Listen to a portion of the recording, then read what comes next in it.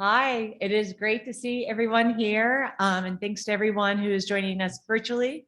I'm Whitney Murphy. I am Senior Product Manager at ProQuest in the Books Business Unit, and I am super happy to be joined by two librarians here today. We have George Machovec from Colorado Alliance, and then Alan Jones from the New School. And then on our virtual side, we have two publishers who are able to join us as well. So we have Sylvia Bonadio from Brill and Lisa Nachtigall from Oxford University Press. And we are thrilled to be able to talk to you all about our Whole Ebook ILL pilot. So it is super exciting news. We actually just went live with it yesterday. And so we are thrilled to start watching how everything progresses from this point forward. And we thought what we would do here today is share with you, a bit of context. So I'll do that as to what it is and what, the functionality, looks like. Then George and Alan are going to speak to you and, share with you their perspective about Whole Ebook ILL, why it's important, what challenges they see. And then Lisa and Sylvia will do the same, of course, from their perspective on the publisher side. And then at the end, we hope to have plenty of time for questions and answers. Obviously, we want to preserve as much time as possible for that, but if we need to, we're always around later to help answer any questions. So with that, I'm going to kick it off. So what is it? Our Whole Ebook ILL is going to be over 210,000 titles from 6 publisher partners. We have 100+ libraries, all located right now in the US. It's representing all markets from academic to special to public, ARLs, community colleges, and the like. And it is 625,000 users are represented across all of the libraries that are participating. So a nice wide swath of users, nice broad base of markets so that we can monitor this. And all of this will be administrated within the eBook Central, eBook Reader, and the Lib Central library portal. So from the ProQuest perspective, we are super excited about it. We know that this has been a gap in the market for a very long time. And we are thrilled to be able to, participate with, the librarians and publishers, but, primarily because, we want to be able to learn more about what that behavior looks like, about user experiences, transactions, who's asking for what, how are they using the title, and being able to actually use the data related to ebook ILL to develop, a better understanding about what it is that we're facing, like how can we use this information to build out a scalable solution over the long term. And then equally important to us, and I've been so humbled by the conversations with, the librarians and the publishers, is just having these like really, really candid conversations about what it means individually to each of the libraries, each of the publishers, trying to challenge some of the assumptions about what it needs to be. And then of course, trying to arrive at a common, just framework that we can work from. So everyone has been great. I've learned quite a bit, but like I said, it's all because they're willing to engage in this conversation. So we hope by the end of this 12-month pilot, we're going to cobble it together and actually have some ideas around what that scalable solution can finally be for Whole Ebook ILL. So I don't want to spend a lot of time on this. We're going to be posting our slides after the fact. And I feel like this is a lot of information that you all already know about why it's valuable to have and offer a Whole Ebook ILL solution to the market. Obviously, though, it might be news to some folks. So, we'll include this, like I said, in the slides that we're going to post after the fact.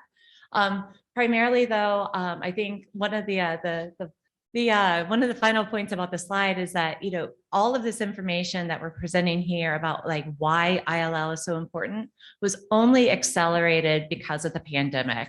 And so it's really brought it into sharp, focus about like what we need to do in order to solve for it because of the unexpected, impact of having to shelter in place and closing down libraries. So it's been interesting because we started this conversation just ahead of the pandemic.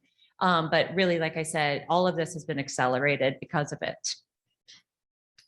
In addition to having Oxford University Press and Brill, we also have Taylor and Francis, Bloomsbury, NYU Press, and Duke University Press as our 6 publisher participants. And like I said, that totals over 210,000 eligible ebooks at this point. And then as for our cohorts that are participating, so we have Alan from the New School, and with him is New York University. So that is one cohort. So of course we have George here, and the rest of the Prospector Library System is another cohort. We have members from SUNY, a subset of SUNY is participating. And then from California State University, we have San Diego State and Fullerton. And so those are the 4 cohorts as we have defined them in the library side. So I wanted to touch briefly about the workflow. And I realize that I might be generalizing a lot of this because I've also been humbled in learning how complicated ILL is. So I realize that I'm only scratching the surface with this workflow, but it's just to give you a basic understanding of how we see it and how it's designed to work during the pilot. Clearly, the borrowing library will have loaded some MARC records into the system so that their patrons can discover those ebooks and then request those ebooks as an ILL. At that point, that request is transferred over to the lending library. And so that's the point where they pick it up. The lending library will receive that EILL request. Using LibCentral, they will create a URL that is time sensitive or time limited for 2 weeks. It's a token-based URL that they can then use to ship back to that borrowing patron. That URL will allow that borrowing patron to bypass authentication and go straight to the title within eBook Central. It is worth noting that the lending library at that point will lose one concurrent access of the licenses that they have. So really treating it, in that 1-to-1 and maintaining the integrity of the licenses that they purchased and the ones that are eligible for lending. So with that, the borrowing patron can go to eBook Central and they can read the book online, copy, print, they can download chapters, they can download the whole title if they want for that 2-week period, all subject, of course, to whatever DRM is required for that particular title, but it is theirs to have for that 2-week period. And so that's going to be probably the most fascinating part in some ways, is just looking at how they use it. Will it be similar to how other patrons use titles? Will it be different? What the engagement looks like there, all, in total. And then at the end of that 2-week period, the title expires. The patron need not do anything else. It just will go away. They will no longer have access. And the lending library will get that license back and make it eligible, for their patron base, or again, for ILL as needed. So I'm sure these two are cringing a little bit because it's a bit more complicated than that. But just like I said, to give you an overview of what it could look like. So what's included, what's excluded, what's included. So for the cohort lending, we're only for, again, the purposes of the pilot, allowing for intra-cohort lending. And so that means that, for Alan, the New School and NYU can only borrow and lend from each other. George's, the Prospector Library System is going to be a bit bigger and they can borrow and lend across each other. But Alan's New School and George's, Prospector System will not be allowed to borrow from one another. And it's a constraint in the system, because this is largely designed to see how it works, to test functionality. Obviously, like as we envision this going further, into a scalable solution, we won't have such limitations. We'll be able to think about it more broadly, but save for the fact that this is the pilot. So as far as eligible titles, these titles have to be owned on eBook Central. And so they cannot be part of a subscription only package and or part of some unowned DDA pool titles. So they have to be owned eBook Central titles, and they have to be owned by the lending library in order to be lent out. I will skip over the ebook reader because we've already chatted about that. And then for the fees, for the purposes, again, of this pilot, we are not going to be charging any fees for it. We'd love to get all of this information from the data, through the conversations, like I said, that we're going to be having, that we've already had, in order to figure out what the right approach would be. But it just didn't seem practical to just start charging, like a random fee, for something that we're still trying to wrap our minds around. And so lastly, I won't spend much time on this slide either. You can refer to it later after the session.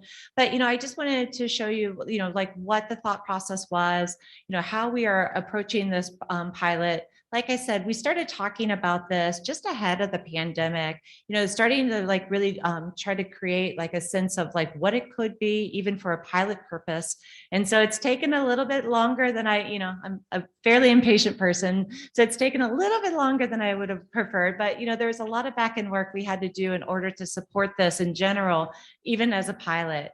So, I'm happy to say that, we've made it to that first star, just yesterday again. We launched it for transactions. We have these great monthly meetings. We're going to continue to have bi-monthly calls, now that it's off and running. We'll have these calls with both the publishers and the libraries, and we're going to continue to share this information, share the data, see what the results are saying, and just continue that open conversation. And then we're going to have some workflow discovery scenarios, because there's a lot of stuff to unwrap there. And all of this will culminate in next year, where we'll have the end of our pilot, and we'll have all of this great data, all of these great conversations, in order to help us inform, like what a long-term scalable solution will ultimately, look like from our perspective, for a problem that has long plagued, the library community. So before I hand it over to George, I just really wanted to quickly thank again, George and Alan, the rest of the librarians, and Sylvia and Lisa and the rest of the publishers, for partnering, because it is, they have been tremendously helpful, all of them, in helping us, at ProQuest better understand what we have to face. So thank you. And it's off to George now. Thank you, Whitney. I'm George Machovec with the Colorado Alliance of Research Libraries. We're a small consortium in the Rocky Mountain region covering Colorado and the University of Wyoming. Right now, like many consortia, we do a lot of the usual stuff. We do licensing, we do resource sharing through Prospector. We have a shared print trust, we do some software development. So we're pretty routine in that regard. Our Prospector Union catalog we've been running for 20 years, runs on the InReach platform, done by Innovative, now owned by ProQuest and Exlibris. And our consortium is only 16, but our union catalog has 200 libraries. So it includes all of the academic, public, and community colleges in our state. There's about 15 million unique titles. And pre-pandemic, we lent about 500,000 books a year through our union catalog. Many of them were electronic, and I'll explain that in a moment. Right now, we're at about 375. So we're going to be a little bit below pre-pandemic levels. But as I mentioned, we do print and ebooks. So how do we do it? Well, first of all, each library loads the cataloging records from their ebooks into their local catalogs. They automatically bubble up to the union catalog. And patrons can request an ebook just like a print book. And in the cataloging record, we tell you that it's an ebook. Of course, we realize patrons don't always read the cataloging records. What happens then is that when the request is placed, instead of going to the shelf to pull a physical book, they log in to the back end of a publisher or an aggregator website. And then from that, they pull the ebook. And there's two different models that we now see emerging for this. One is sort of the ProQuest model. And basically what that is that what you send to the patron when you log in to the aggregator website is you send a URL which self-destructs after a couple of weeks. The other way is that we've worked with publishers where they allow us to actually send the PDF of a book. We use a separate transport service because ebooks sometimes are big. And we actually send the physical PDF, and then the local library then distributes it to their patron. So both models work. once again, the chart didn't show up, but that was a picture of what it looks like in the online catalog. So one of the big questions is who allows ebook lending? And I just want to talk about some of our partners we've worked with. Of course, the ProQuest pilot we're very excited about, and as Whitney mentioned, is 6 publishers. But we've also been doing ebook lending with Springer, Elsevier, AIP, Taylor and Francis, Cambridge University Press, and we have another program called Silver. So that stands for Streaming Interlibrary Loan for Video Services or Video Resources. And basically, we're using the exact same model that ProQuest is using for ebooks to lend streaming videos. Very exciting. A lot of people are surprised to see a lot of the large STEM publishers in here, but they've actually been very good in allowing us to develop contracts with them that allow whole ebook lending. So why is the ProQuest and pilot ebook lending and ILL important to us? Well, first of all, equity, because otherwise, if you don't have interlibrary loan, what ends up happening is that the rich libraries have all the stuff and the poor libraries have very little. And that's key and crucial. The pandemic, of course, has been a catalyst for this because in many cases, we couldn't lend the physical books. And we all heard about CDL earlier in the day. But of course, with these licenses from the ebook publishers, it could even be promoted during the pandemic because staff at the member libraries could log into the publisher backends to lend ebooks. Why the ProQuest pilot is of great interest to us is that we've got contracts with large academic publishers, but there's the long tail of hundreds of other publishers, university presses, commercial publishers, and we don't have the staffing bandwidth to negotiate these contracts one by one. So our hope is that through working through an intermediary service like ProQuest, we'll be able to really extend ebook lending. And the ProQuest model is excellent because one of the opportunities here, which I think publishers will like, is that the ebook itself, control is maintained and we get statistics. For example, when you lend a PDF ebook, we don't actually know if the patron used it. But when you lend something that's hosted on another platform, we can get statistics about how the ebook is used, how many are read, what's the downloads, what's the printing, and we can get more specific statistics, which we hope to share next year. So a couple of tips and tricks that we've learned through our ebook lending. First of all, oftentimes these ebooks are owned by more than one library in these contracts. So we try to have more than one library be a lender. That way we can do load balancing for the lending. It doesn't just drill and kill one library. Multiple libraries can be fulfillment, can do fulfillment. It's really important, I think, how do patrons know that ebooks can be lent? So in our case, a union catalog works really well. And I think the same model we're using would work with InReach, Reshare, ShareIt. There's a variety of union catalogs. And patrons find the ebooks by just the normal way they find anything. But if you don't have a union catalog, there may be some other issues of how you make it useful. One of the things that's really important to us is that we have to have MARC records for all the lendable ebooks. So ProQuest in this case is supplying us with those. And it also happens with our other commercial STEM partners. And of course, we have to work with our staff to communicate workflow and policies because each of these solutions is a little bit different in how it's implemented. So we have to work with interlibrary loan or CERC staff to make this happen in the real world. So I'll turn it over to Alan.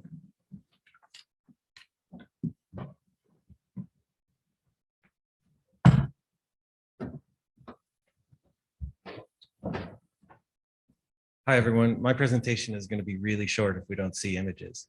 But I do want to say that there are, aside from the ProQuest pilot, I think it's really important, the value of this project is I facilitated a different ebook session earlier this morning.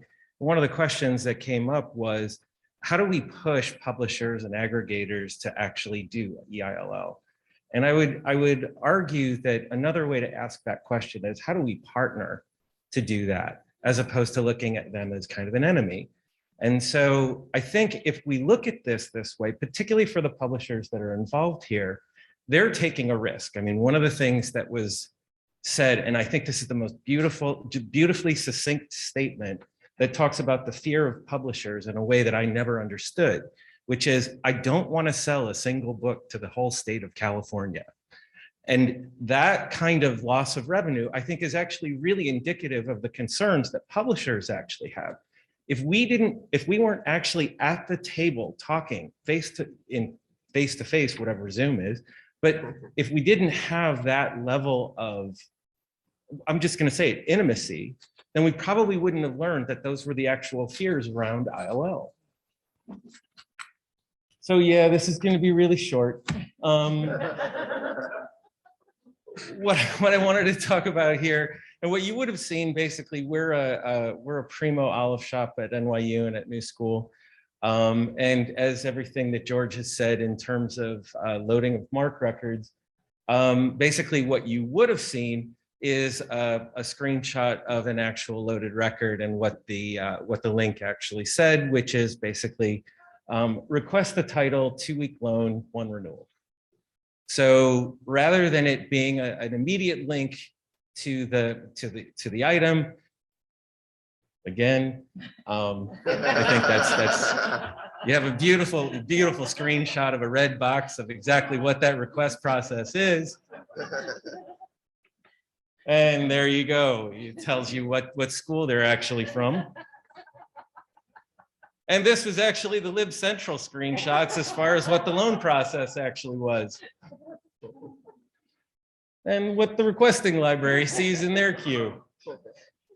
So I did want to talk a little bit about, after all that beautiful art that you just saw, what the service level expectations actually were. And then I have some other comments that I want to conclude with at the end. One of them basically is that we're expecting that this turnaround is basically 1 to 2 days. So the idea here is that it goes from the requesting library into a request queue on the supplying library within Lib Central. Now, one of the concerns and one of the problems is, if EBSCO does this, if ProQuest does this, if Gale does this, imagine all the different places that ILL librarians or e-resources people are going to have to go in order to figure out, where are all my loans? This is an area that is sorely needed for standards, information standards, ISO standards, and the like. And happily, I don't think I've been in a presentation over the last 2 years where I haven't actually said 1866. It's an ISO protocol that actually deals with requesting and supplying. Right now, all it is returnables and non-returnables, but the 2021 standard includes vocabulary for controlled digital lending, and ironically enough, for whole ebook lending. So the information standards and protocols are already there. We actually need the vendors to actually build on this standard rather than proliferating all of these different siloed stacks. And so I think it's really important to push the issue of interoperability, so that whether you're in Reshare, whether you're in Rapido, whether you're in whatever lending platform in Reach, all of these different requesting queues receive and supply these types of ebooks. And this can be done. It could be done with the new standard now.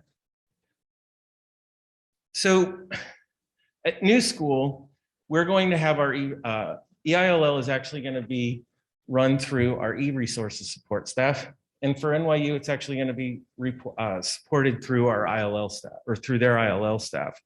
So part of what we're really interested in is the cultures, the 2 different cultures that actually go through this. There's also a little bit of hesitation about letting the ILL staff into Lib Central, but that's a whole other personal thing. One of the other things, though, that I think is really important, though, is that, again, one of the screenshots you would have seen is that the title is actually going to have how many times this title has actually been linked. So you'll actually know, should I be requiring this for my collection because it's titled, it's actually being requested a lot. I mean, this seems to be the type of just-in-time information that's needed for these types of purchasing decisions. So things that are really more edge case that you wouldn't necessarily have in your approval plan could actually be acquired on a single title basis. 2-week loans, the goal of the pilot, and I've been told this over and over again by Oren, by Madi, by everyone, is to just lend. Don't do the big stuff, the bigger stuff that you want to do. Just see if you can lend a book successfully. So the first phase of the pilot is really what we're calling a minimally viable candidate or an MVP. There's no print. No, we're able to print, we're able to copy. So yeah, okay. Yeah. So that bullet point's wrong. I'll correct the slide. And up to this point, there are going to be no renewals. So renewals bring a little bit of a different kind of question in terms of due dates and communication and other types of complexity. So at this point, it's a hard 2-week loan. If somebody wants to request the book for longer, they can request it again.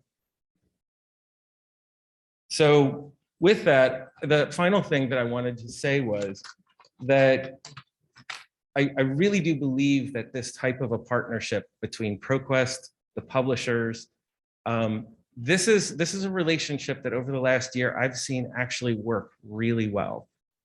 And I would highly recommend that if you're a librarian, if you're a head of acquisitions, or other member of the library, get involved or ask your publishers to get involved in these types of programs, because all it took was a little bit of risk. There are some publishers that don't want to necessarily ILL their front list. I get that. But it doesn't mean they're not willing to ILL their backlist. And so it's not all or nothing. There are many and plenty shades of gray here that you can work with your publishers, you can work with your aggregators to begin building. And that's really what the core of this pilot is. So thank you.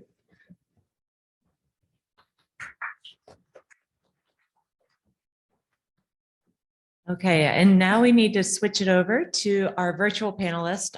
So first up is Sylvia Bonadio from Brill. Hi. And I'm looking, can you hear us, Yes. Sylvia? Can you hear me? Yes, good. Okay, go for it. Okay. From our perspective, Brill was interested in participating in this trial for a couple reasons. First of all, we're a small publisher and we don't have a lot of resources to conduct the extensive kind of research and to gain the results that we will be able to see here from this trial. We don't have the technology to control access or to track usage like this in such an environment and across such a large breadth of users and schools. So we think we're going to gain a great deal, not only from participating and seeing how the users are using the material, but also even at the level of our participation in the group and our conversations that we've had over the last year with not only my peers, but also the librarians and customers. I think it's interesting for us to know how the librarians are viewing the ILL and Whole Book ILL and how we have been thinking about it so far at Brill. We really value understanding the marketplace, and we know it's changing every day, especially in the last 2 years with COVID. We've seen a tremendous uptake in ebook sales and interest in ebook packages. So we want to at least be running with the pack and being current in what we're being able to offer. And we do participate and work with a number of aggregators. So we want to be sure that we're able to agree and understand also and agree to working with people in the best way possible for our customers. Another reason that we would participate in this would be to foster the distribution of our content. We owe this to our authors. One of the missions at Brill is for dispersion of content to enhance academic research. A lot of the books that we publish are are graduate level titles. They're very specific titles and maybe are less likely to be, I'd say, stolen or distributed globally. We have very, very specific titles and subjects in humanities, social sciences, and international law. So we think that the risk there, even though I don't want to sell one book in all of California, I think the risk is very small. And oftentimes we do find that when people learn of our imprint, Brill or Nyhoff, and start reading our books, the ebook, people that see our ebooks oftentimes will trigger use in print in a library, or they will buy the book, or they will look at our series where the book is published and maybe look at other titles that are also in that same series. So, and also we might be able to attract a few good authors or journal article authors along the way, which is always great for us. And that's really what I have to say right now. I'm going to hand it over to Lisa. Thanks, Sylvia. I'm going to assume people can hear me. Thanks, and I really want to just say in some ways I'm happy to sort of clean up on this, because it's really just to reinforce what Whitney, George, Allen, and Sylvia have already said. When OUP was approached by ProQuest to participate in this pilot, my questions were probably similar to many of the publishers listening in on this, or those participating. As Alan said, I don't want to sell one book to all of California, never mind to the entire country. We have those obligations to our authors, and the protection of that IP is very important to us as a scholarly publisher. And then really what I continue to scratch my head about is, how come STL never caught on as the solution for digital ILL? And those were the kind of questions that I was coming in to this pilot on. And really, after the first few days of the collaborative meetings that ProQuest organized for the publisher and the librarian participants, it was really a revelation to me. And I see a quick chat, the short-term loan, yes, the short-term loan solution that is available through the aggregator platforms. So we joined this pilot, and I personally was interested in participating in this pilot because I knew there was a lot to learn, for publishers to learn about how librarians function and support ILL. And although OUP's license agreement has included ILL rights for our chapter and whole ebooks on our own platform for a while now, our site itself doesn't really do anything to monitor or manage the process. It's purely a right that we're giving our licensing librarians. So by participating in this pilot, it was going to allow us to see how it works in practice. I can attest to the fact that George and Alan's slides had really informative diagrams of how the workflow is not only complex, but needs to be quite elegant and needs to be something that is truly supported by all of the requesting activity that's going on from the borrowing library, and also the lending activity that is going on from the owning library. So this participation was going to let us really understand and get under the hood of how ILL for ebooks would actually work. One of the things that I also really learned and has been reinforced in some of the sessions here at Charleston is understanding in many institutions the church and state relationship between ILL and acquisitions. And so that helped understand why, in fact, short-term loan, which sits in acquisition, was not necessarily going to be the way to address that just-in-time need from the ILL requesters. But what I was also interested in is what was now actually going to be lost or not available to us if there is a separation between the ILL process and the acquisition process. So for me, I'm still waiting for the answers to a lot of the questions we have going in, and the pilot is structured in such a way that we'll get answers to those questions. Importantly, and I've seen some of the chat on this already, what will that visibility of lending and usage data be? Not only between the borrowing library and the lending libraries, but also with the publisher. So for me, since it's something I can't see from my own platform, will I be able to get information about how frequently a single book is being borrowed by a single institution? So how often is a single institution actually requesting borrowed books? And do those loans actually lead to any change in the acquisition policy? I had a very interesting conversation this morning that I'll share with a new hire, a recent graduate who we've just brought onto OUP, who is a recent graduate of the Masters in Fine Arts with Creative Focus at NC State, North Carolina State.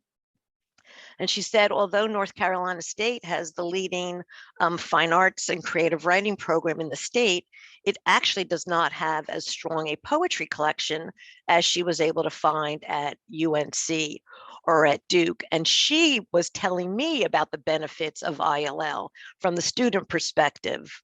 So again, does that mean that NC State would actually start to increase its purchasing and acquisitions policies in the area of poetry if there is a very robust and active ILL program looking for that content to support the student needs?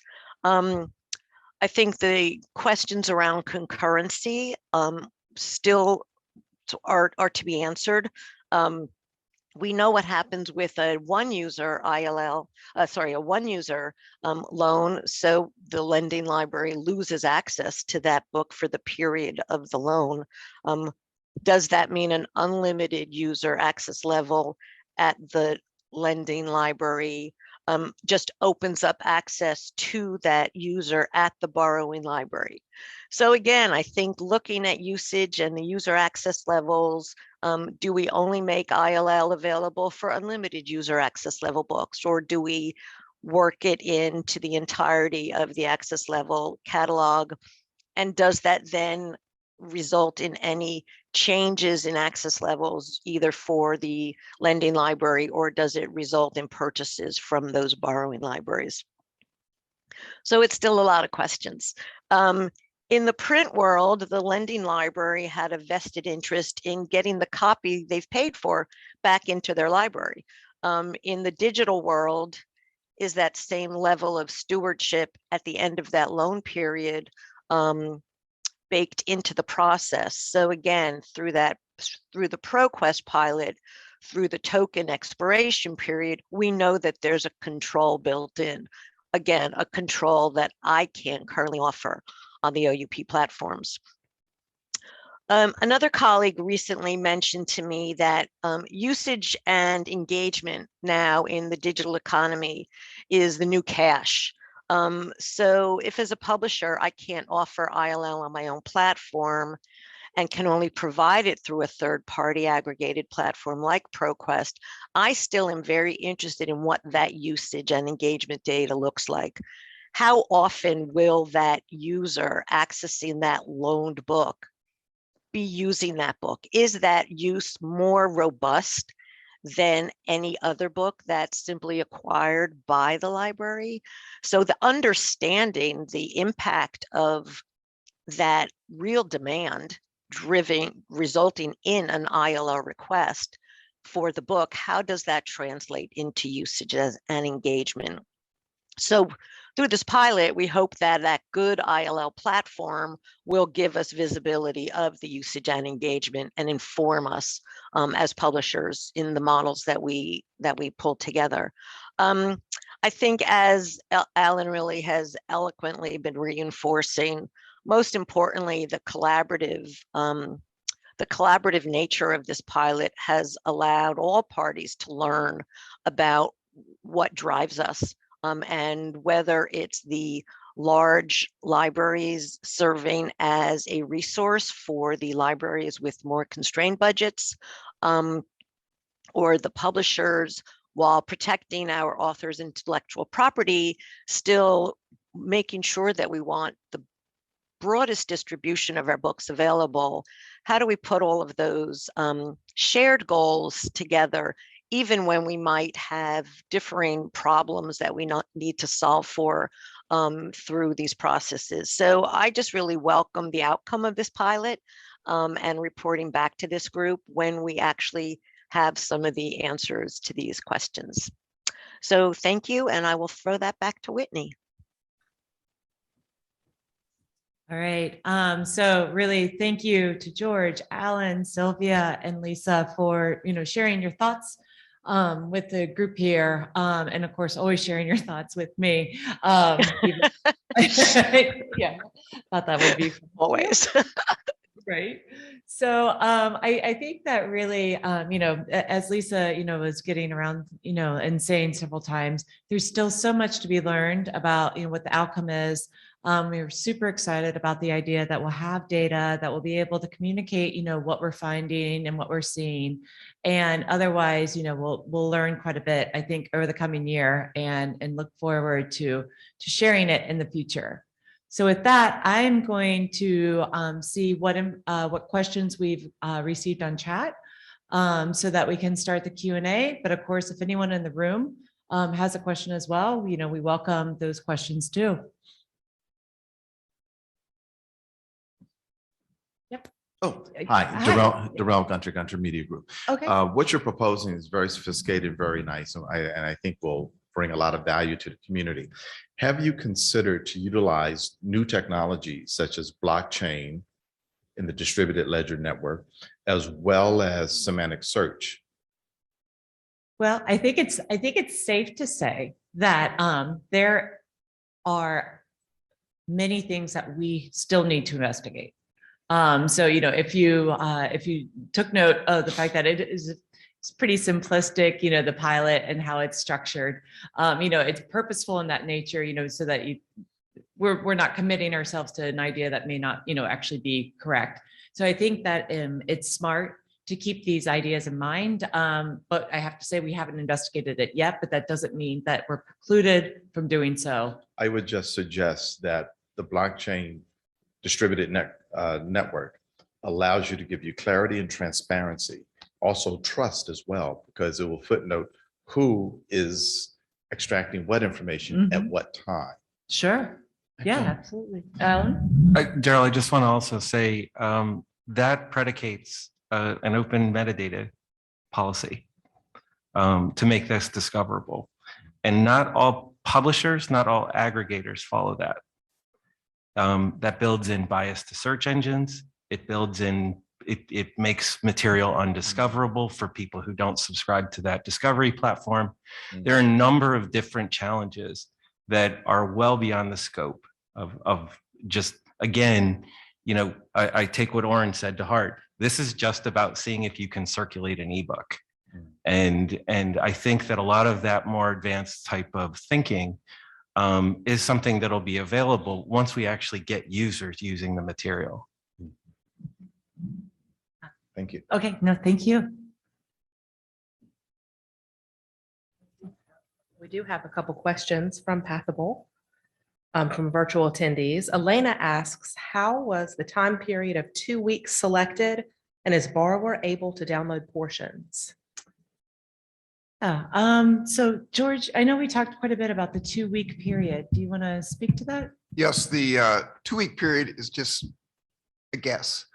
Most libraries do circulate books, obviously, for perhaps a 3-week period. So I think it's a negotiated time between ProQuest, the publishers, and ourselves. You could go in and obviously re-request something if you needed it for longer than that. So I think it's very simple. I'm sorry. I was going to answer the downloaded component. So yes, and you can download portions of the book through chapter download or full title download if that's available on that specific title. Thanks. After that, Jana asks, are renewals possible? No, but why not log in and request it again? So it's more of a procedural issue, but I think that you could get it again if you need it. I'm going to go back to again what Oren said. This is just to circulate the book. I think that's a huge milestone. And as I was saying in my presentation, renewals actually create a whole bunch of complexity that in terms of the calculation of due dates and other types of things that we just weren't ready to take on. It's not that the question didn't come up, it came up several times. The other thing that came up were questions about recalls, particularly for reserve books and these types of things. And again, Oren came back to me and said, this is just to lend the book. And it's really hard when you're doing an MVP to really kind of scope, this is the thing that we're testing, and not get involved in all of the other types of features you actually want in that. But I think keeping it simple allows us to then build off of it. And I just want to, Anybody else? Yeah. am I heard? Thank you so much. Michael from Indiana University, Kokomo. I was curious about, the difference between ILL departments and like e-resource department, like, who's in charge of this product and how you handle that. I was also curious about this as I see where it was arrived to that this is a type of ILL, but need it be a type of ILL? And is this much mediation needed from anyone? Or since this is all on ProQuest platform, can they kind of handle that themselves? Is that something that's being looked at? I think initially this is going to be handled at each library by the staff they designate. Most times it's going to be ILL staff or CERC staff that do it, but it varies library to library. And an automatic interlibrary loan isn't envisioned at this time. But once again, as Alan said, I think these are future ideas that could be built in. The other thing that I wanted to say is I think that part of the reason for the e-resource team actually being involved is that this is such a new service. There's going to be a lot of troubleshooting. There's no documentation for it really yet. So I think that there's a lot of workflows that still have to be worked out. One of the things that we do, and this is going to sound kind of crazy, we actually have technical services people processing reserves. So there isn't that same kind of wall that you would think in terms of, oh, this staff circulates and this staff doesn't. We look at reserves and we look at resource sharing as all hands on deck. It's a service that every department is involved in. Okay, yeah, I appreciate the answer. And yeah, to me, it makes sense. I don't want to monopolize too much of the time, but being on the eBook Central platform, it makes sense that e-resources is involved. But yeah, I mean, I was just like interested whether there was any thought from ProQuest as far as how much do the libraries need to be involved at this point, right? The libraries are doing this at a system or consortial level, but if there are available copies from member libraries, why not just automate the process? Yeah, I hate to borrow from what Alan was saying, but to the extent that there is still quite a bit of investigation that we have to do, and and to be thoughtful about it in terms of automating the final result. That's the friction, right, between like kind of wanting to have something more interesting in terms of like, hey, look how we automated this, as opposed to it's strictly manual. But yeah, I mean, I take your point that there should be ways that we could automate it, and hopefully that comes through in our research and our discovery. And that, we can come to a conclusion that is more graceful, in the year that we have, to just, evaluate and discover and review the data. One thing I do want to say, Michael, just to be clear about something, I want to appreciate the milestone that we just got to with the publishers here. We actually collectively decided that a license was lendable. Think about that for a minute. I mean, conceptually, that is a cataclysmic shift from where the ebook licensing was a year ago. And so I think that this is something that the excitement for me is not just in the automation, because God knows you'll hear me geek out in like a second. but it's the fact that there's a moment in time where publishers, aggregators, and libraries decided, how are we going to do this? And I think that it's much better than the fighting that we've had about whether publishers would let this happen in a license or not, or we all agree this is a direction we want to go. The question is, how do we do it? And the fact that we actually assembled these partners together to do this, I think is a really big industry shift. Yeah, I appreciate that. Thank you, guys. Thank you. Hi, John Tiffin from Biola University, and I have kind of more of a philosophical question that probably gets at why some schools might use their e-resources department to do it and others their ILL departments. And if you can give me a little insight into the discussions that have happened with this project, do you envision more schools marketing this as, look at this new collection that we have, especially if it's in something like InReach, or if you have it as a distinct collection, and users don't need to even see it as ILL, versus this is something that our ILL department checks before they request a physical book somewhere else, and it looks just like traditional ILL. How do you envision marketing this to your users, or is that still too far ahead of the game? In the InReach system, we just think of it as log into the Union catalog and look for stuff. And the stuff, in some senses, everything there is an interlibrary loan. And so whether it's an ebook or physical book, that's really the only distinction is the format. But otherwise, people just find the stuff in their normal course of business.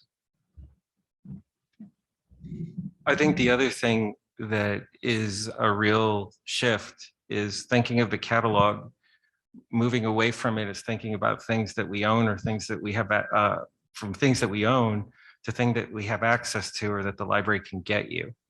And, you know, we originally started this pilot because a lot of our students were asking, how do I get access to NYU's ebooks? Well, this solves that, right? And so, you know, we're a much smaller school, and they can go down to boats down the street or whatever, but that doesn't happen in a pandemic. So how do you deal with that? And I think that there were some real kind of very pragmatic issues and things that we were trying to solve. I think the other thing, particularly to your question about the e-resources versus ILL, we've really been thinking about front of house and back of house staff and kind of what are they doing. The other thing I'd like people to think about is, how does this work with CDL? So in CDL, in some ways, is converting that print material where there is no ebook market. This is about, there's an ebook market, how do we share the license? So I look at these two services as very complementary, as opposed to them being a juxtaposition of one another. Whitney, We're coming there are close to number time. We got a of couple minutes virtual- left. Does anybody else in the room have a question for our panelists? There are a number of virtual I can see participants you who are do. trying to get in. They're all ready to leave. Okay, we have one right here. I was just wondering, like, how you share the link. Do you, like the ILL people that do it, do they share it through the OCLC means like Tabasa or Iliad, or how are those links shared? Mostly by email, so that the borrowing library sends the link, the receiving library has the link, they have the email to the end user. We don't. So the lending library doesn't have it. So they share it with their patron, however they do it on their campus. I mean, you can obviously see that there are many places within this workflow where automation could happen, to Michael's point. But again, I think this is just trying to get what are the steps to actually accomplish that loan. And then after that, we can actually begin building some really more automated and more robust services. Hi, Athena Hepner again from the University of Central Florida. So if you were to give advice for another library that wanted to do something like this and has a relatively large ebook collection, how would you, I'm just trying to imagine how you got the MARC records tagged in a way that they show that this book can be borrowed, but that one ebook can't be borrowed. So how did you handle that? Certainly, one of the key issues here is have separate MARC records for the print and the ebook. And then when, in our case, when a library knows that they're going to be a lender for, say, a package of books, they go ahead and tag them so that when they go up to the union catalog, they're already pre-tagged as lendable or available. So, but you do have to have separate records. Otherwise, patrons get confused and they don't know what they're requesting.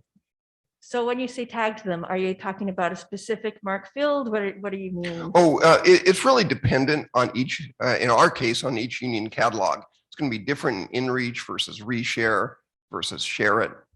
Each one of these different union catalog solutions, has their own technique for doing it.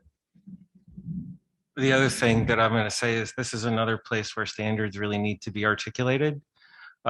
Because one of the places that we're looking to change is not necessarily a mark field, but actually an open URL element. So rather than get full text, it's get Nachtigall, and you construct your URL that way.